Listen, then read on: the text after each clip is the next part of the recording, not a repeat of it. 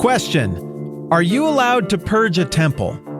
Jesus was allowed to do it. He went right into Jerusalem in Matthew 21, verses 12 through 13, and he just straight up purged a temple, dude. Jesus entered the temple area and drove out all who were buying and selling there. He overturned the tables and the money changers and the benches of those who were selling doves. And then he said, "It's written, my house will be called the house of prayer, but you're making it into a den of robbers." And then everybody's really excited about it right after that. Nobody's like, "You jerk, where do you get off?" And they're like, "No, that pretty much made sense. That seemed like probably what needed to be done, and like you were probably the right guy to do it."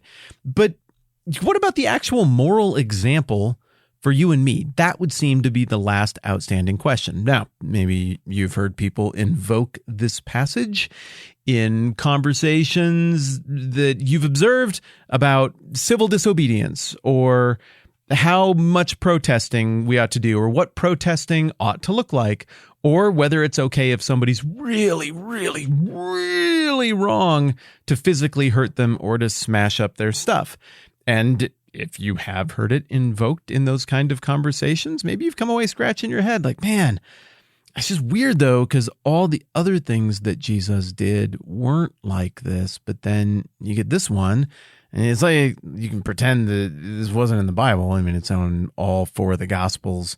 It maybe even happened twice, depending on how you read John's rendering of it. No matter how you read it, there's at least one cleansing of the temple, maybe two, that Jesus engages in, and it's written about in every account of Jesus' life. So, man, it makes sense, I guess, that the people who are going to be like, man, some violence is a really good idea if you're a Christian.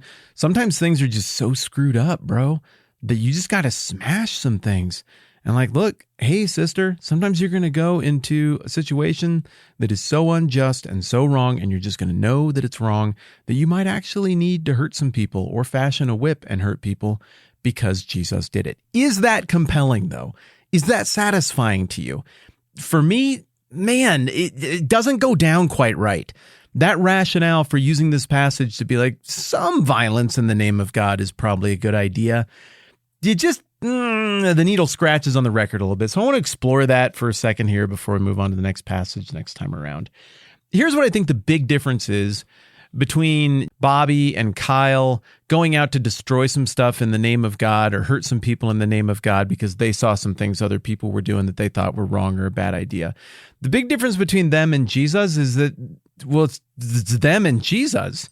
Like the Jesus who is described in the Bible is the infinite. He fully participated in creation. I mean, just one chapter earlier in John, Jesus is described as the Word of God, like the Logos, the Word incarnate, knowledge and ordered thought incarnate. And nothing that's been made has been made apart from him, and he is light. And that's pretty transcendent. Nobody ever said that about Kyle. Nothing personal, Kyle. Like I think you're great, but I don't know. I don't really view you as being transcendent over time and creation. I don't really view you as that one wise philosopher leader that stepped out of the darkened cave into the light and saw what truth was, and then went back to recover everybody else from the darkness to bring them into the light. But the darkness didn't understand you, Kyle. It's just not quite like that. And so right off the bat, I think contrast number one that we need to draw here is we need to acknowledge the possibility that Jesus does some stuff in the Bible that WWJD, what would Jesus do? 1997 yellow bracelet just cannot account for. If you're out on the sea and you see a bunch of your friends from shore who are being washed back and forth and it looks like they might die in the boat accident, you might have lots of recourses at your disposal. But what would Jesus do? Well, we know that what Jesus would do is just defy the laws of time and space and walk out there on the water and like teach them a lesson real quick about like faith and God and how things are, and then maybe calm the storm. Like that's what Jesus would do. But what would Kyle do? Nothing personal, Kyle. I think you're great. What would Kyle do? Kyle would call the police or like the boat patrol. I don't know if there's a boat patrol. I'm not around lakes a lot. I don't know. You don't have the options. You don't have the same stuff at your disposal that Jesus had. You don't have the same powers. You don't have the same knowledge. And in this case, especially, you just don't have the same capacity for judgment. You're not in a place of absolutely log-free, speck-free eyes. That's a reference back to Matthew chapter 7. You don't have the ability of having clear sight to see everything and take everything into account, almost an infinite number of factors, to look at someone else's behavior and motives and soul and be like, I see with absolute certainty exactly what is going on.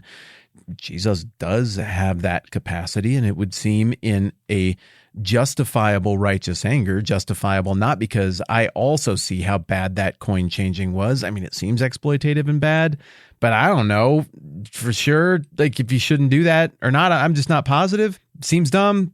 But Jesus looks at it and he's like, I know exactly what's going on here. I know why it's going on. I know why this is screwed up. I'm right in all of my judgments. This is my Father's house, and I'm purging this crap. And then he does it. That isn't the same if Rita or Kyle do it. And the reason is because they could be wrong. Now, look, in this particular example, you don't have an immediate impending physical victim. It's not like the money changers are looming over an orphan with a dagger raised on high with both hands. And then Jesus bullet right through the back, and money changer stabber slowly sloughs off to the side. And the orphan gets up and is like, gee, thanks, mister. And Jesus is like, don't mention it. That's just what I do. It's not like we're talking about an impending danger situation where Jesus intervened and stopped this violent crisis from occurring. This had been going on for a long time. This really was status quo. So you get this weird mingling too of like, well, it's not that urgent. There's not like this impending thing that means you have to do this right this second, or this horrible violent atrocity is going to occur. This is more of an institutional evil that had evolved over time. You know what institutional evils are, remember, because of how you live around them every single day, because you just watch them unfold in front of your face on the news every single day. Institutional evil just kind of happens. You don't even really have to help it. Like, we all have culpability in it. It's just out there and it's going on. And one of the real defense mechanisms against institutional evil is just to be like, well, come on. We do this. Why wouldn't we also do that? It's lazy, awful morality. But that technique is effective because it delays a robust response. Well, for whatever reason, today was the day that Jesus walked in, and he's here, and he's making a messianic claim, and he looks around, and he's like, the usual play here would be to say, why purge it today? Why confront this today? We've been doing this forever. Why is it so wrong today when it was apparently fine yesterday? But Jesus, in his infinite correct judgment that Kyle, Rita, and me, Matt Whitman, completely lack, he looks at it and is like, today is the day of judgment. And this is really the only reckoning that occurs in his entire trip to Jerusalem. And everybody was looking forward to the reckoning. They wanted to see this thing get resolved. They're even looking forward to a reckoning after Jesus has been crucified and resurrected in Acts chapter 1. And they're like, oh, now are we going to have the whole reckoning thing with Jerusalem? Are we going to restore it? And Jesus is like, no, we're going to do all of that later on. This is really as close as we come at any point in the text of the Gospels to a reckoning. And it's very, very short. And it's almost like, look, y'all can do whatever you want to me. And I know you're going to murder me. I know what it's going to feel like and everything, but you can't mess with my Father. Like, I'm not going to put up with that. What you're doing, without any doubt or question, because I'm Jesus and all my judgments are right, is utter blasphemy and evil, and it won't be happening here. And further, it looks like Jesus is saying, well, you can do whatever you want to me. I mean, the Son of Man didn't come to be served, but to serve and give his life a ransom for many. Like, stuff's going to happen to me.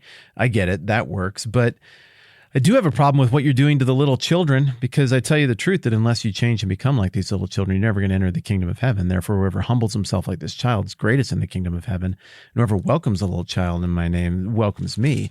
But anyone who causes one of these little ones who believe in me to sin, it'd be better for him to have a large millstone hung around his neck and be drowned in the depths of the sea. And it's Matthew 18, 2-6. It's small writing. It's hard for me to say from here. And so it looks like Jesus is like, I'm prepared to take it on the chin, but I'm going to defend the pilgrim, the innocent, the little child in terms of faith from the monstrosities, the evil, the injustice that's occurring here.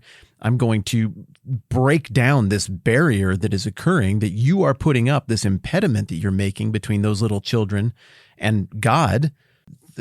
No, respect my Father. This is his house. What are you doing? And I'm here and I'm going to address that thing. So I think there are a couple of layers to why Jesus is uniquely positioned to do this thing in terms of his skill set, his talent, his lack of limitations, his correctness in judgment.